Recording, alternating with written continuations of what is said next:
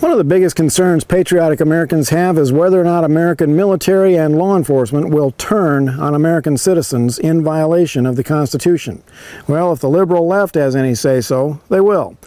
But fortunately, after 20 years of wearing a badge, I can tell you that law enforcement tends to be the most conservative people I know. And the U.S. military is probably the top training ground for pro-American leaders. That does not make them a good match for politically correct foolishness. Trust me when I tell you they hate the mandatory gender sensitivity training and other politically correct foolishness that is forced on them.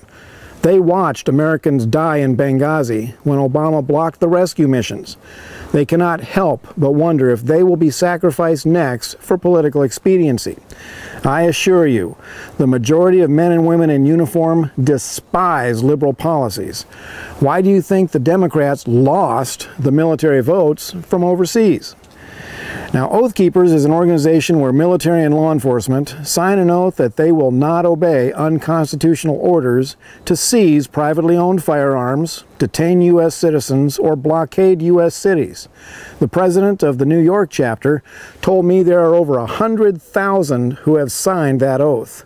That is good news for patriotic Americans. And that brings me to all the Rambos of the Patriot movements who seem to be fantasizing about shooting it out with government agents who are going to come and kick in their doors and seize their guns. Are you guys really planning to aim your rifle at the chest of an American serviceman or police officer and pull the trigger? Really? Did it ever occur to you knuckleheads that we would be better off with the military and law enforcement on our side? Now, sorry to spoil your macho man fantasies, but the liberal MO is to tax guns out of existence, not raid homes. Now, granted, there were some very poorly trained cops that seized guns during Hurricane Katrina, and they were seriously spanked by the courts for their illegal actions. Yes, the Constitution still stands. Now is the time for us to build alliances with military and law enforcement, and Oath Keepers is a perfect way to do that.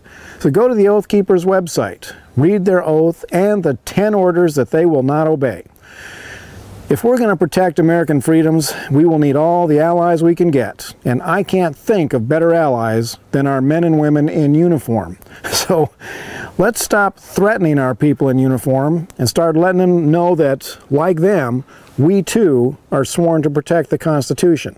This is Wild Bill for America. Thank you for watching, and God bless America again.